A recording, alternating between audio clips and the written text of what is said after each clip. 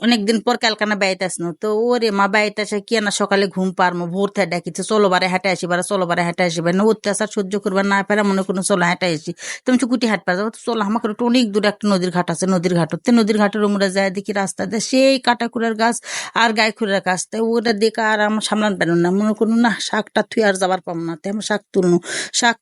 তুলবার তোমার বেটা করছে বাপরে মা তোমাকে কোনো জায়গায় শান্তি নেই যায় আমার তুমি কোনো না কোনো জায়গাতে একটা না একটা কিছু ঘটাবাই তো না শাক তুলবার লিস্ট নিতে আমার শাক তোলা দেখে আমার স্বামী আবার করছে কি না তুমি একাই তুলবে হ্যাঁ না তুলি তো শাক তুলবার লাগে দেখি কাটতুম তো না পারে কোনো যে না পলিথিন নেই একটা ব্যাগ নেই কিছু নেই তো পরে আবার আমাকে কোষার মধ্যে নিল কোষার মধ্যে লিয়ে আসে শাক তুলনু তা আমার বেটা চমাইলা না খুব কাটা আমি চেয়ে বাবা আমাকে গাঁয়েতে এগুলা গরু খিলাই রে বাবা আমরা শহরের মধ্যে তো পাই না তো ওই জন্য আমরা মনে করি যে এগুলো আমরা ভেজা খাই সে শাক লিয়ে আসে তুলে ওরে মা না দেখার আর ধুমেরা পেন না পরে মনে করি না ব্যাসি ব্যাসা শাক ভাজনো ভাজা সেই শাক ভাজতে হিনি খাচ্ছি আর খাচ্ছি খাচ্ছি আর খাচ্ছি এত স্বাদ আমার বেটা করছে রে বাবা তুই না খা মিচ্ছে না খাই কো মা আসলেই তো স্বাদ মা তুমি যে করলে এলো গরু খাই হ বাবা আমাকে গাঁও তেলে গরু খিলাছে এখন আমরা এটি পাই না দেখে আমরা মানুষই খাই রে বাবা।